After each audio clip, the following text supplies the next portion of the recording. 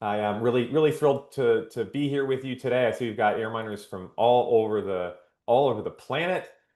Great to see you all. I'm just scrolling through the names. We got Scott and Wilson's here. I was just talking to Wilson a couple days ago. Um, great to be here. So today, this is what's hot in carbon removal, and this is really centering on what's working, what's happening, what's not working or could work better, and really it all comes back to this graph. If you have been in Airminer's Launchpad, you've seen it. The white line is business as usual. That is the continual rise of carbon dioxide emissions. The red line is decarbonization only. That means we go all out on electrification, on nuclear, on reducing carbon emissions. But the challenge is that doesn't get us to the orange line, which is 2 degrees of warming, or the green line, which is 1.5 degrees of warming. And so that gap is the need for carbon removal. There's no other way to get there besides reducing emissions. Now, when we think about, well, how do we get there? Last year, Rocky Mountain Institute came out with this. They had studied, well, what does the deployment of new technologies look like? It doesn't look just like a staircase. Like it's not just you improve and improve and improve and improve. In the early stages, you get a lot of early wins. And so you end up with this kind of S-shaped graph where you get a lot of early wins, then things kind of slow down, you make slower progress. You do, for example, the industrial build out, building trains and just big systems. And then you get really good at those big systems, and then you get another innovation boost. And so you have this S-shaped deployment trajectory. To be on track for that, you can see this 0.285 number in the at 2030. That refers to 285 million tons of carbon dioxide removal needed annually by 2030 to be on track with that S curve. Now, that sounds really steep considering that we removed about 1 million tons or a couple million tons of carbon removal last year. But these are really the years where we're going to be getting those quick wins and low-hanging fruit of discovering new ways to deploy, new ways to go after removing carbon from the sky. And so the reason that I'm sharing these with you today is this is what today is all about. Is things are kind of crazy out there, right? Like carbon removal grew a bunch last year. This year looks like things are continuing to grow, but maybe not as fast as they did last year. And back when we launched our Airminers Launchpad accelerator 15 batches ago now, the whole intent was, look, we don't actually really know exactly how to grow and scale carbon removal. So let's get together and have people work on this and discover what can work. And that's what today is all about, is fast forward to it's 2025. We've removed millions of tons of carbon dioxide from the air, and the landscape continues to change. So what's working, what's not working all that well. In Launchpad originally, I remember that first class we were originally going down towards having everybody do that kind of like product mindset, right? Like come up with what is the specific application of your technology that's going to enable you to build a business. And we had teams go out and work on making cement better or making plastics better. And they would all kind of come back and be like, we haven't really figured out how to make this better. But there was one team that went out and sold carbon credits. And they came back and they're like, hey, like we got a deal for like hundreds of thousands of dollars of carbon credits. And that was discovery of, oh, well, that's around the same time that Stripe started to make carbon removal purchases that later grew into Frontier. And so it's that kind of discovery that we're looking at today, which is find what actually does work, and then we can scale that, and then we can grow that. So for today, I've got 4 example things that I want to share with you. And then I'd love for other people to come up and share something they found is working for them. Last time we did this was back in July, and we had people coming up and they started a new company, or they found that this investor was really promising, or things like that. So I'm really excited for those. So here's my 4. One thing that continues to work is offtakes. Google, Microsoft, Frontier. That is still the gold standard for selling carbon removal credits. Google bought 50,000 tons from Volta Deep, also tying in some methane impact stuff alongside carbon removal. Microsoft signed a 28,900 ton deal with Undo. And in addition to this being a good deal for selling carbon credits, there was also a novel financing piece to it. So, with rock weathering, you have to spread the rocks, and then over time it sucks up carbon dioxide. That can be a challenge for financing, for doing pay on delivery structures like Microsoft. And so this group in Landsys came, and they are helping to effectively finance the whole thing to get the credits, to get the rocks deployed, to get the credits created, and then eventually sold to Microsoft. Lastly, Frontier bought $31.3 million of carbon credits from Planetary, and that's doing ocean alkalinity enhancement. And so overall, again, you can see these big players are continuing to make purchases, novel methods of carbon removal. We're talking about what Volta Deep, Undo, and Planetary are doing. 5 years ago, when we were all starting Airminers, starting in this journey, those were all pretty frontier methods of carbon removal, and today they are really leading the way in terms of actual removals. My second highlight is that Puro has adopted the CCS Plus methodology. This means that suppliers can issue Puro corks under CCS Plus for BECCS and DACCS. The benefit of this is basically, and if you're a startup, you're probably seeing the same thing, but different customers want different methodologies or different standards. For whatever reason, whether it's their compliance or the area that they're operating in, or just their familiarity with a particular methodology, those things make a difference. And so this is an example of a company like Puro helping to reduce that friction. So what is it customers want? What is it that you want? And figuring out how can we have methodologies that benefit both of those. Wilson, you said, what were the prices for those sold credits? I didn't see anything published about that. Usually they either are publishing the amount of tons, or maybe they're publishing the price per ton, but in this case they're picking the number of tons. And then for the Frontier one, it was just a total dollar amount for the purchase. Next highlight is super pollutants coming on screen. This was this is a topic that if you've been at Carbon Unbound, you've probably met Lewis, who's leading the charge on a lot of the cooling efforts and refrigerant destruction. That was big this Carbon Unbound in London last week. And Isometric now has 2 protocols to certify landfill methane and refrigerant destruction. That was HFCs, hydrofluorocarbons. And then also Google's deal with Volta Deep that I called out earlier, that also had a component of using this methane impact piece to it. And so you're seeing super pollutants really build on the structure that carbon removal has laid out. Great, now we can tie in other super pollutants, other greenhouse gases onto that same structure. So again, that really shows the power of what we've been building with these voluntary carbon removal markets. This is a framework that allows other super pollutants to tie into that market. Then lastly, addition to decarbonizing, removing carbon, and cooling the planet, there was this report out earlier this year about a reduction of sulfur in shipping fuels that has caused a acceleration of warming in the planet. That's part of why I was over in Finland, was I was going to a conference that was about that much bigger topic in terms of kind of temperature control, whether it's decarbonization, carbon removal, or cooling the planet. The IPCC has added solar radiation management into its AR7 report. That's going to be coming out, I believe, 2028. And so that's good. The company Stardust just announced they raised $60 million to do stratospheric aerosol injection. We have a new channel at Airminers. It's the SRM channel, so you're welcome to come join that. We've got what is it, 19 other people there currently. So if that's a topic you're interested in digging more into, I encourage you to come join the group. And those are the latest updates in terms of what's hot in carbon removal. Now with that, I want to turn over to all of you who have your own updates, the things that you're seeing and things that you're creating out in the carbon removal world. So in terms of kicking it off, you can just raise your virtual hand, you can unmute, you can start talking.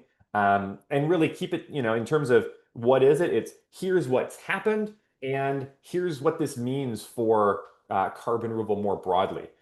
First up, we got Andre. Hey Tito, hi everyone.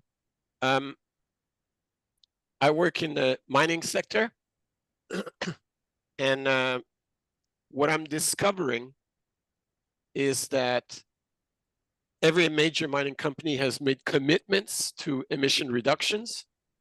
Some of them are set as company policy, some of them are hard set with governments. Um, and there's a realization from the past 3-4 years attempting to electrify their fleets that it's much more complicated, much slower than anticipated. And most of them expect to be missing the targets set for 2030, for example.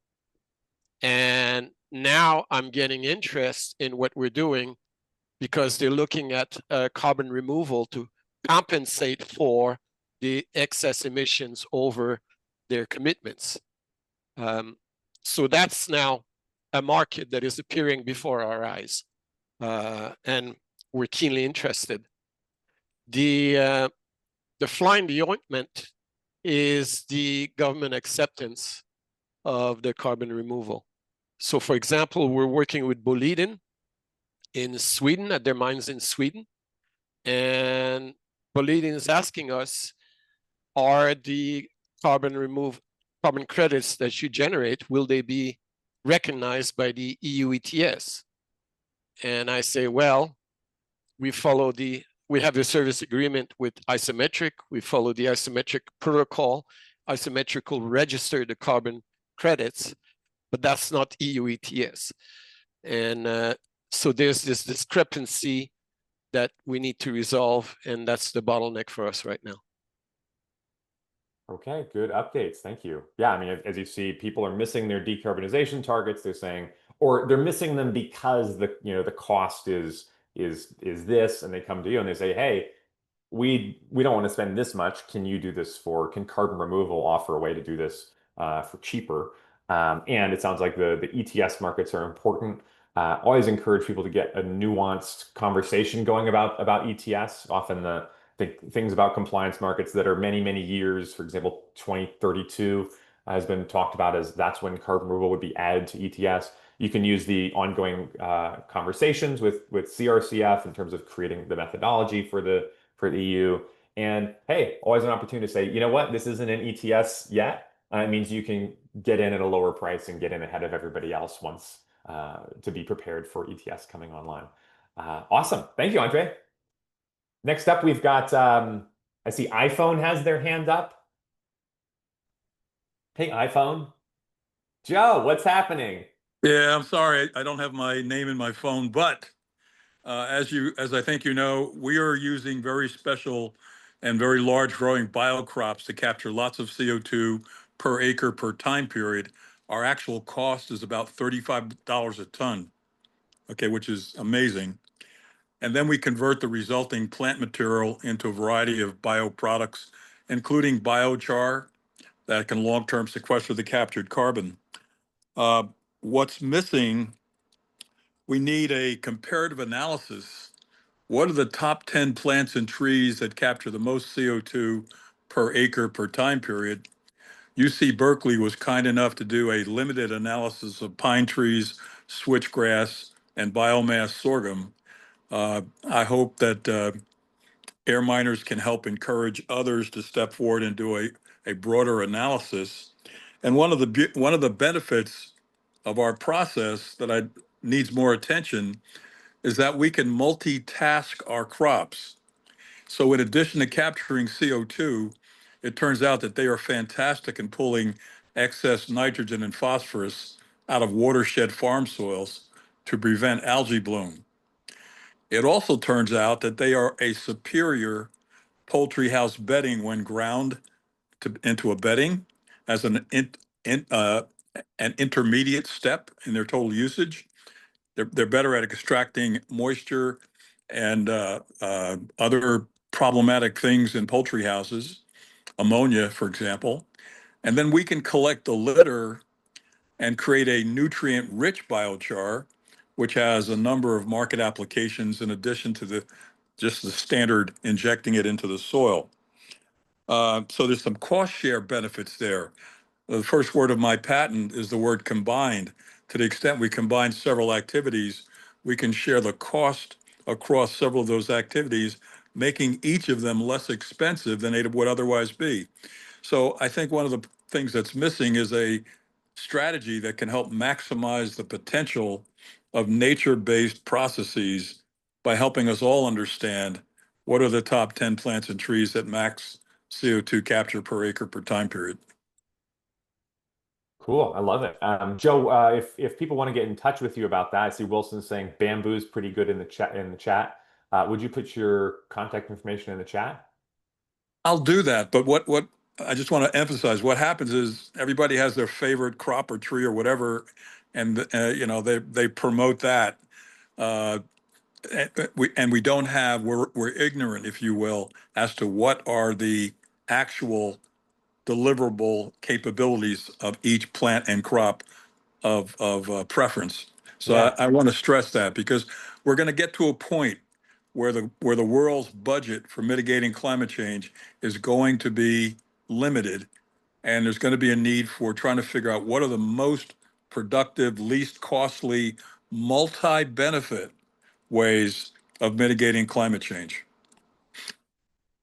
I'll put my contact information in the chat. Thanks.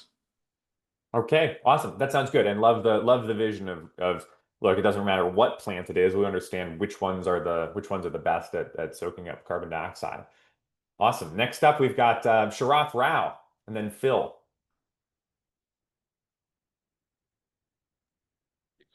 Yeah, hi. Hey.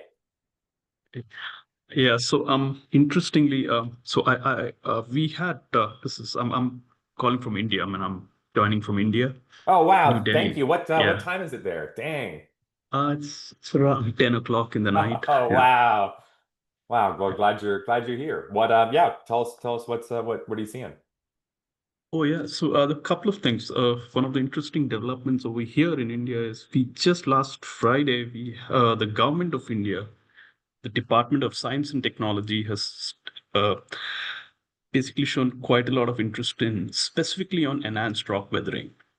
And so that being said, government of India is going to start exploring in the MRV side of things. And that's where we also come in. That means I represent an organization which is a think tank, Center for Social and Economic Progress. And we're going to be focusing on the policy, the techno-economics, as well as the MRV side of things. And that's where why I joined this call is one of the reasons is to give you heads up that air miners helped me a lot. Okay, early, I believe in July, you had made a presentation which kind of which focused on let me just quickly I think it focused on ocean alkalinity, and that I think that is one of the technologies which might be tried over here, and couple of big Indian startups which have started doing quite a bit in this space. That is Alt Carbon and Marty Carbon. I think Marty's gentleman had come to your show some time back. So that's being said. So what I intend to say is the Department of Science and Technology from Government of India has shown very keen interest in ERW, and I think eventually what I see over here is there's going to be a big grant component which might be allotted or allocated specifically for ERW from the Indian side. That's about it. I thought I just wanted to send that message out.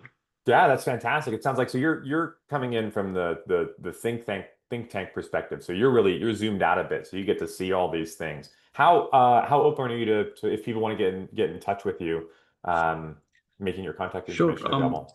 Yeah, I can put in my email address if that helps. I mean I can put it in the chat box right away as I speak. Great. And I'll be more ears to any individual who's kind of interested in ERW space and anything like he wants to engage in Indian conditions and things like that. Because one of the big challenges over here is we are looking at Deccan salts, I mean Deccan rock formation, which are millions of years, and we still are like, there's a lot of science yet which needs to be understood about the rock technology and, and stoichiometry and so on and so forth. And I'm as clueless, I'm not never even, touched this field. This is the first time I'm venturing in this direction. Yeah.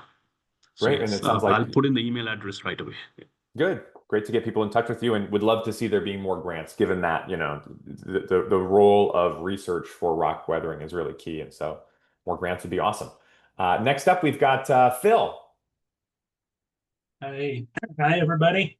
Hope you can hear me. So, a couple of comments. First, that $50 million invested in SRM, I am insulted by that. Here we have how many people on this call? I bet almost all of us are starving for a few dollars. And a VC puts 50 million bucks into SRM. Give me a break. Come on. Okay, so that's one rant. There you go. I'll just one quick thing, Phil. I was in New York Climate Week. I totally got it, right. Like, look, you're working on really key things, and it sounds like maybe you want to tell us about what you're working on, so that if investors want to connect with you, that would work. And I got the same thing. I was in New York Climate Week. I walked into a conference, the AIDA conference, and somebody walked up to me and they said, carbon removal is taking money away from decarbonization, and we need all the money on decarbonization right now. So can you, Tito, go tell that to carbon removal people? And I was just like, look, we have to decarbonize, we have to remove, and you can see how things are going with that. We also likely need to cool the planet too, and the pie. We just need to figure out how to grow that pie. So tell us what are you seeing? What are you seeing? And if you want investors to reach out to you, happy to hear about that too. Yeah, and so partly the reason that burns me is that we do SRM, but we do it in a natural base method. Upwelling of deep ocean nutrients triggers the growth of phytoplankton, which release dimethyl sulfide. DMS is a natural cloud forming agent, forms low-level clouds, not high-level stratospheric clouds like the SRM thing. And so here we are, with a better version of solar radiation management, low-level clouds, cool the earth, cool the ocean, and they get 50 million, and we've been starving for how long? Forever. So that's just one rant, but one avenue. Another is David Ho in a recent web online meeting said that the carbon removal industry needs $1 trillion by 2030. And I might have the date wrong. I think I got the number right, T trillion.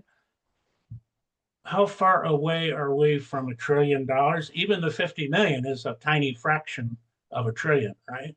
So we need to step up the game, not by 1x or 2x or 1.5x, but by 10,000x, or pick a big number, right?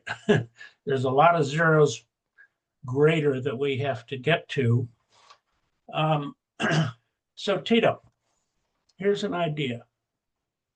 How about if Air Miners becomes the aggregate funding mechanism for all of its cohort, which is people on the call and people not on the call, and you get $1 billion, billion, 9 zeros. So and you so divide good, it. Phil. Yeah, you like that, right? You divide it equally among all the cohort. Don't pick freaking winners, because you don't know who the winners are going to be. SRM is not going to be a winner. It got 50 million. Come on. So equal to everybody. $1 billion divided by 200 or whatever the viable projects are. And you say to those projects, with this $400,000 share of that billion, whatever the number is, what can you do? And then you hold them to that.